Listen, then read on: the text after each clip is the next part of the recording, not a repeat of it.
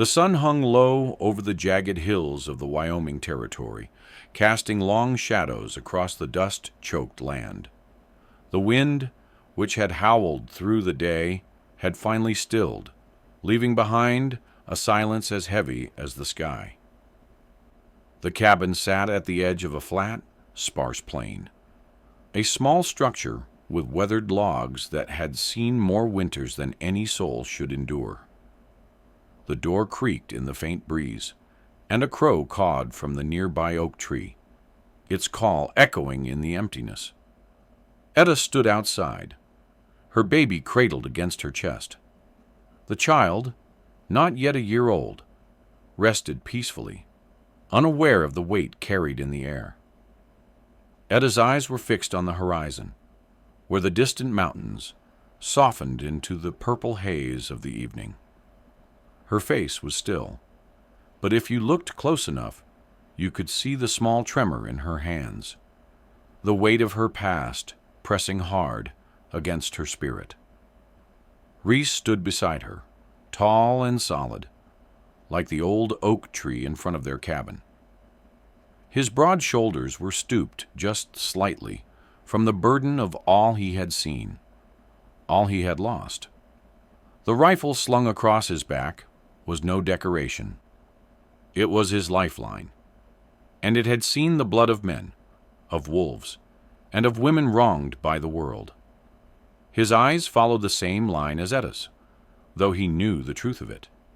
The peace they saw was only temporary, a brief reprieve in a life lived in the shadow of vengeance. The sun's descent was slow, deliberate, as if it too was biding its time before darkness fell. But in that fleeting moment, with the golden light staining the land, the fight felt distant. They had made it through another day, another breath. But as the winds settled and the earth calmed, a noise interrupted the stillness. A shadow, shifting too fast across the field. Reese's hand moved instinctively to the rifle, but Etta stopped him with a soft touch on his arm. Her eyes scanned the field. The land was too quiet. She could feel the pulse of danger before it came, a whisper carried on the wind. "Do you hear that?" Etta whispered, her voice tight. Reese didn't answer, but his gaze sharpened, cutting across the plain like a knife. His lips barely moved, his words low, barely audible. "They're coming." The moment stretched, thick and unbearable. Every second felt like 1,000, as though the world itself was holding its breath, waiting for the storm to arrive. They weren't alone anymore. A silence, heavy with foreboding, settled between them. Etta held the baby tighter against her chest. Her heartbeat quickened, but her breath remained steady. She had lived through worse, much worse, and somehow, some way, she'd survived. "Stay close," Reese muttered. His voice was rough, as if it, too, was already preparing for what was to come. In the stillness of that moment, the world seemed to pause, the calm before the storm, and the wind picked up again, howling across the land like a warning. And then, just as quickly as it began, it stopped. A whispering rustle from the tall grass, a figure just barely visible in the dusk. Etta's hand gripped Reese's sleeve. She didn't need to speak. The terror, the knowledge, the unspoken bond between them said it all. Something was coming, and it wouldn't be good. The figure in the distance moved closer, its outline just a blur in the dying light. Etta's heartbeat quickened, and for a moment she almost forgot to breathe. Reese's hand tightened on the rifle, his fingers twitching with the urge to fire, but he held himself in check. The shadows were thick now, and the land, once so still, had become a vast, creeping expanse of potential danger. "Who's there?" Etta's voice broke the silence, clear and strong, despite the fear that crept up her spine. She wasn't used to being afraid anymore. Life had long since stripped her of that privilege. The figure slowed, then stopped altogether. A woman. At first, Etta thought it was just the fading light playing tricks on her, but then the woman stepped into view, her face stark against the darkening sky. Her clothes were ragged, dirty, torn in places, and her eyes, those were the only things that stood out. Hollow, dark, filled with a desperation Etta knew all too well. Etta's breath caught in her throat. This was no ordinary stranger. She knew her. Caroline, Etta whispered, the name slipping from her lips like an old memory that hadn't quite faded. Caroline stood still, like a ghost in the twilight. Her hands were trembling, and her eyes darted from Reese's rifle to Etta's face, pleading for something, mercy, refuge, or perhaps just the comfort of familiarity. But there was something in those eyes, something deeper, a story not yet told. You're supposed to be... Etta's words faltered, and the silence between them grew heavier. Caroline's breath caught, and she looked over her shoulder, her eyes widening with fear. "They're coming," she said, her voice a raw rasp, as though speaking took all her strength. The wind began to pick up again, swirling around them, carrying with it the scent of dust and the bitter tang of burnt earth. Etta's gaze shifted toward the horizon, where dark shapes were beginning to move, silhouettes against the now black sky. "They're not far," Caroline said, her words catching like broken glass. "I tried to outrun 'em, but they won't stop. They've already burned everything." Etta's heart sank. She knew what that meant. They weren't just after her anymore. They were after everyone who had stood by her, everyone who had dared to help her. "They'll kill you," Caroline said, her voice hoarse. "They'll kill you just like they killed the others. There's no running. There's no hiding." Reese stepped forward, his hand still resting on the rifle. "What do you want us to do?" he asked, his voice low, hard. "Tell us, Caroline. What's really going on?" Caroline's looked up, and for the first time, Etta saw something close to fear in her eyes. She swallowed hard, then turned her gaze back to the approaching figures. "I thought I could outrun 'em, but they're everywhere. The ranchers, the sheriff, even the folks in town." She paused, and her voice dropped to a whisper. "They think I'm a witch. They say I cursed 'em all. It's not just me they're coming for. They've got their sights set on you too, Etta.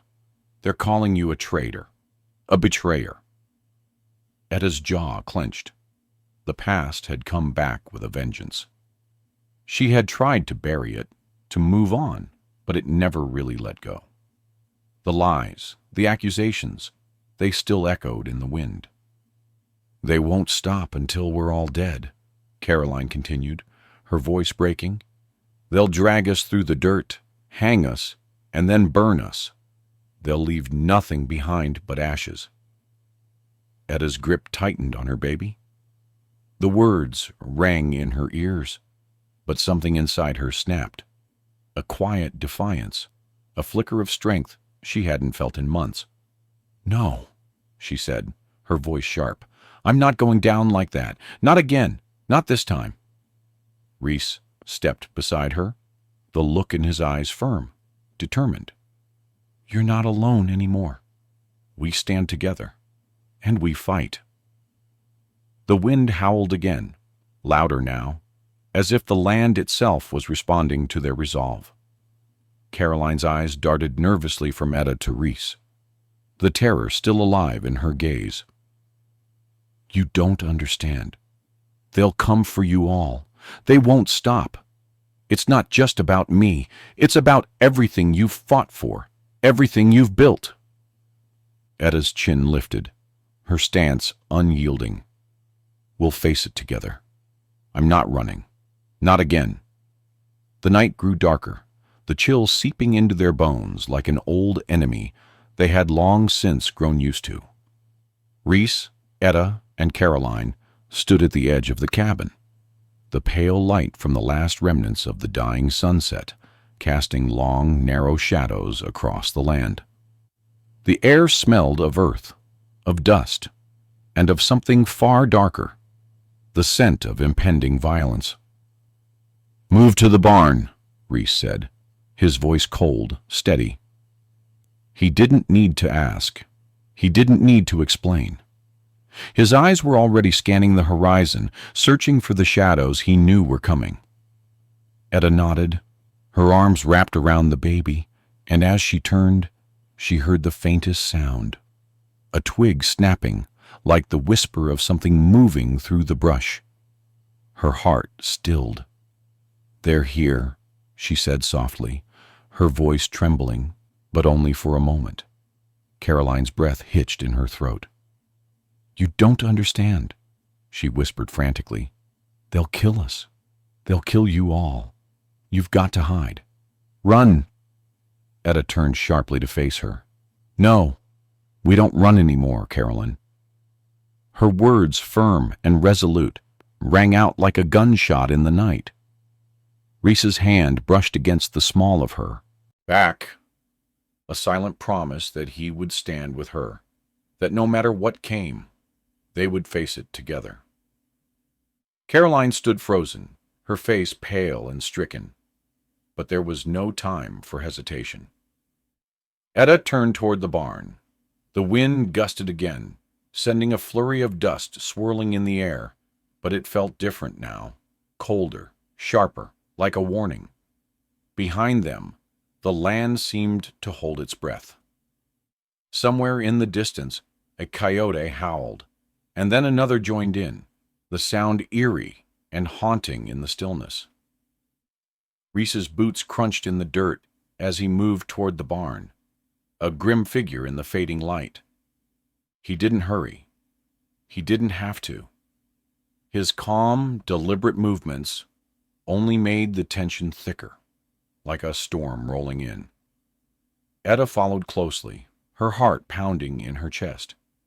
She wasn't sure if it was the baby's weight or the weight of what was coming that made her legs feel like lead. But still, she walked. She had no other choice. When they reached the barn, Reese swung open the door, its old hinges creaking like the sound of a memory too painful to forget. The barn was empty, save for the smell of hay and dust, the remnants of animals long gone. "Get inside," Reese said, his eyes flicking back toward the cabin. "Stay down and stay quiet." Etta nodded and ducked into the barn. She didn't need to ask what Reese was planning. She knew. He was preparing for the worst. As soon as she was inside, Etta pulled a bundle of old blankets from the corner and wrapped the baby tightly in them, settling herself on the cold, hard ground. She held her baby close, as if by sheer will she could protect him from whatever was coming.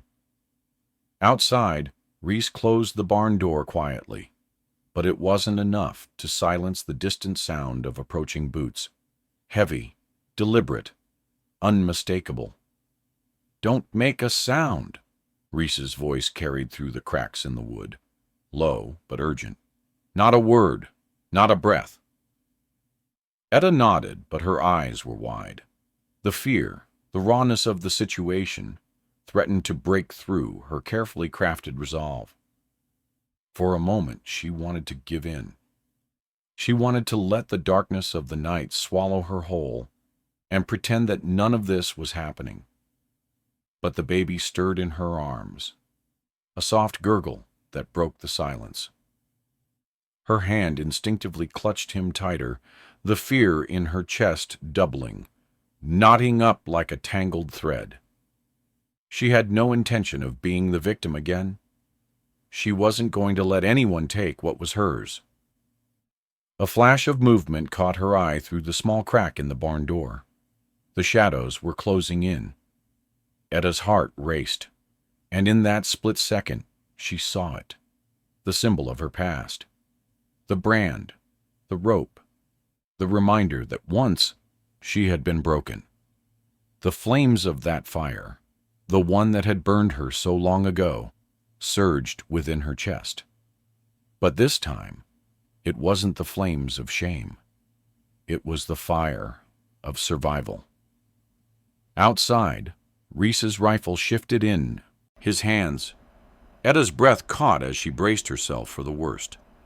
A faint, sickening sound drifted through the night air.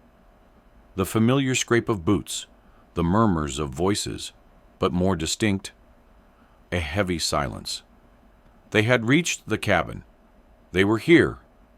And with that sound, a new weight settled into Etta's heart. The land had been quiet for so long, but now it was alive with danger.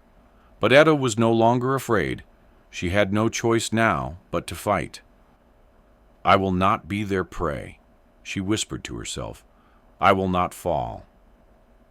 The night pressed in around them like a blanket, heavy and suffocating. Inside the barn, Etta's eyes flickered from the baby in her arms to the door, where the shadows grew longer, thicker. The wind howled through the cracks, but there was no sound of distant coyotes now, no rustle of the grass under the weight of unseen creatures. There was only silence. Reese stood just outside, his back to the barn, his eyes sharp, scanning the edge of the clearing. The rifle in his hands was steady, like a part of him. He'd been a soldier once, a man who had seen battles fought on foreign soil. But this was different. This wasn't some foreign war. This was survival. This was home. And he was ready. The first man appeared at the far side of the cabin, his figure outlined in the dark against the faint light of the stars. The others followed, like vultures circling, their boots crunching on the dry ground with every step. Reese's grip tightened on the rifle as his body tensed. "Stay down, Etta," he whispered harshly through the barn's gap. He didn't need to say more. Etta understood. There would be no mercy. There never had been. From the barn, she watched them, her pulse thumping in her ears, her grip tightening around the baby, as though she could somehow protect him from the horrors that were about to unfold. The men were all too familiar. They were the ones who had condemned her, the ones who had burned her house to the ground. They were the ones who had put that damn brand on her skin and left her for dead. The fire burned through her veins, rising from her heart, igniting the fury she had buried for so long. They had believed her weak, broken, but they were wrong. She wasn't the woman they thought she was anymore. She wasn't a victim. She was a survivor, and now she would make them regret ever crossing her. The man leading the group, Sheriff Bill Hartwell, the man who had once sworn to uphold the law, now a cold instrument of cruelty, approached the cabin with slow, deliberate steps. His boots left deep prints in the earth. The men behind him followed, their faces hard, their eyes gleaming with the twisted satisfaction of a lynch mob. They had come for Etta, and they had come for Reese, too.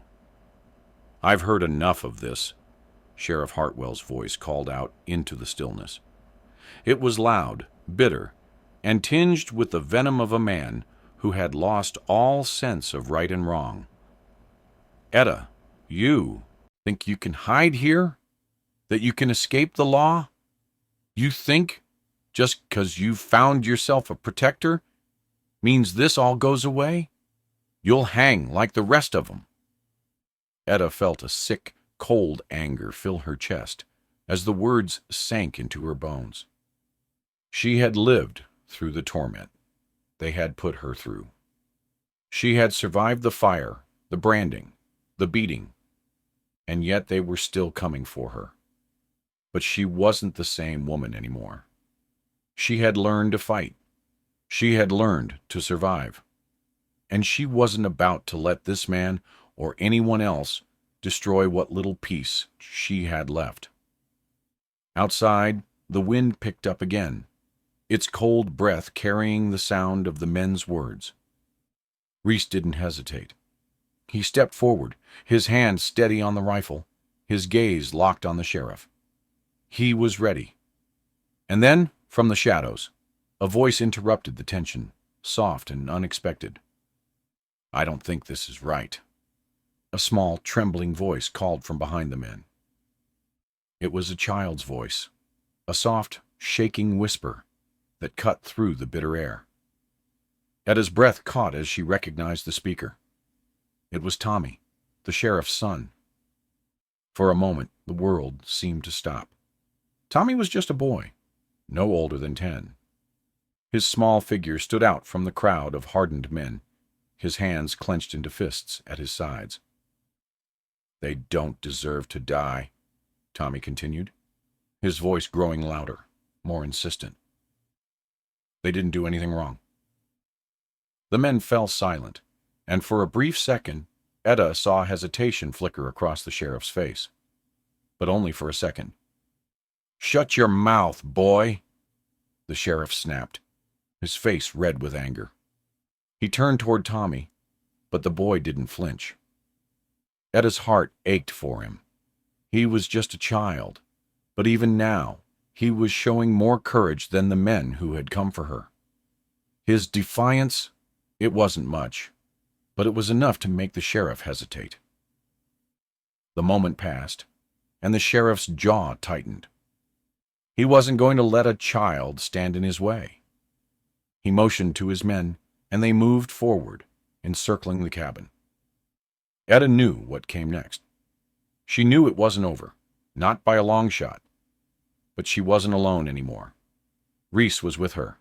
Tommy had spoken out. The world, once so silent and indifferent, had finally begun to crack. And Etta would not let it close again. The final stretch of night was almost over, and as the first light of dawn began to spill over the horizon, the land seemed to come alive in the most unsettling way. The wind, once still, was stirring again, but it wasn't the same gentle breeze that had carried the scent of evening dust. It was a harsh wind now, biting and cold, like the land itself had begun to mourn. Etta could hear the low murmurs of the men outside, their voices hushed, but full of anger and anticipation.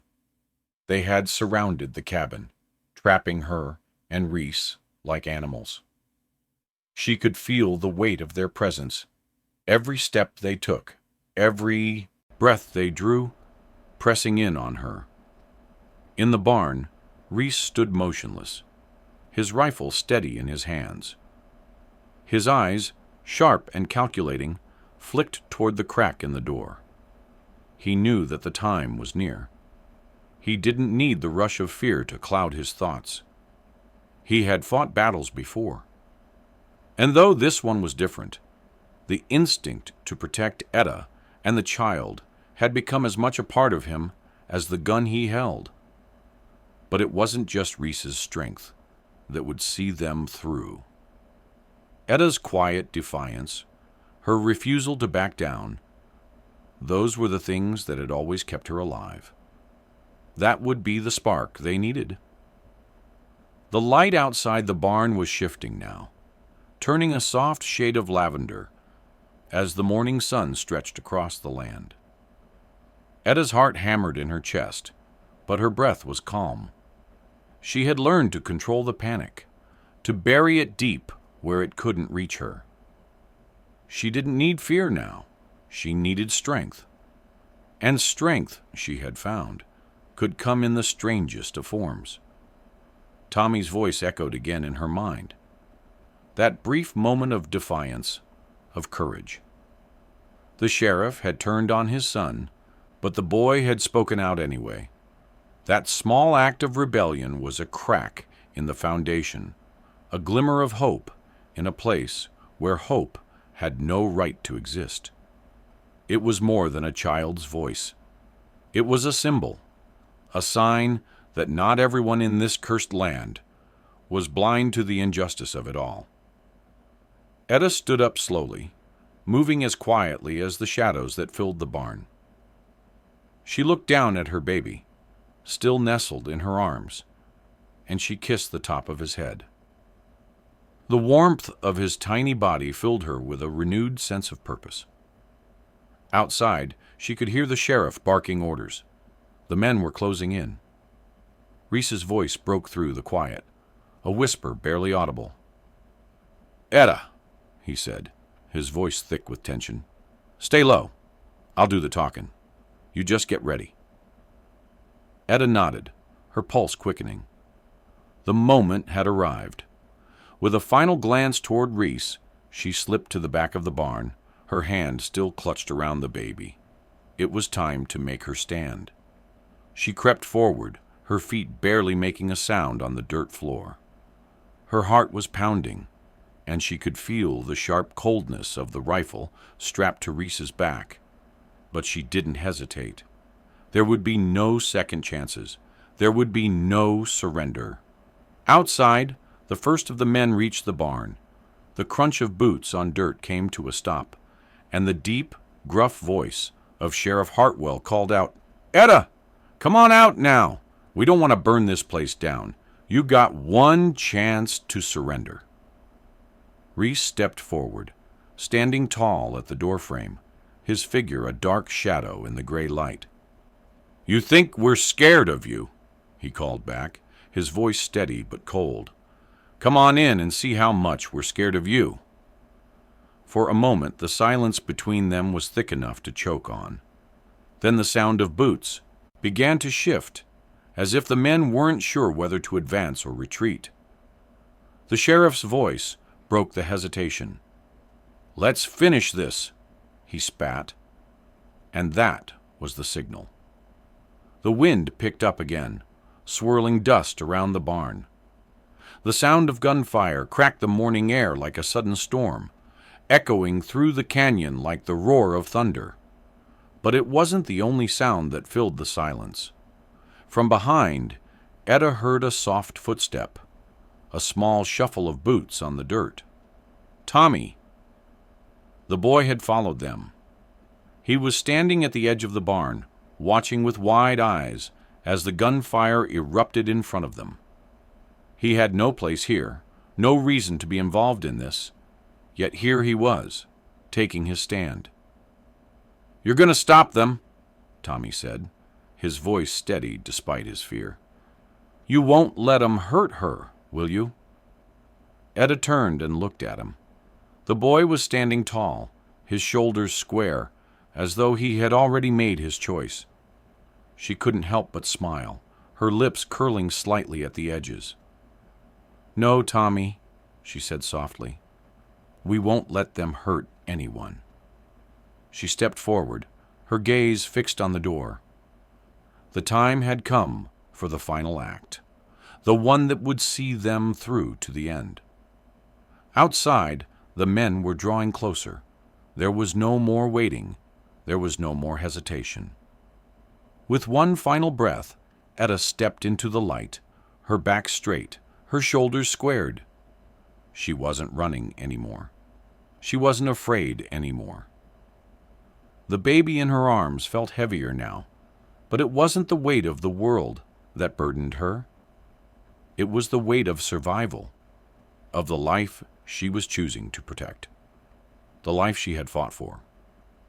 She had been marked once before. Her past had branded her. But this moment would be different.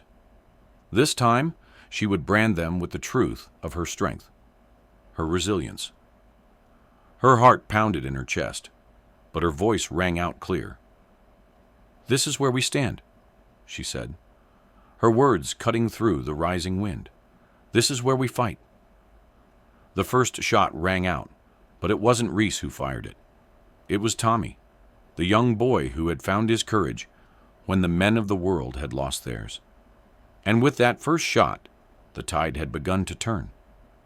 Etta, Reese, and even the small defiant boy stood as one Together, they would survive. Together, they would make it through. With that, the fight began in earnest. But there was one undeniable truth that echoed through the smoke-filled air. No one could take away their fight. No one could take away their survival. And the mark of their resilience would live on in the land, in the story that would be told around campfires for generations to come. And for Etta, that was enough. As the dust settles and the story unfolds, remember that survival isn't just about fighting. It's about standing strong, together. If you want more tales of resilience, courage, and the raw beauty of the Wild West, don't forget to subscribe to the channel. Stay connected, stay inspired. You don't want to miss what's coming next. Subscribe now and join the journey.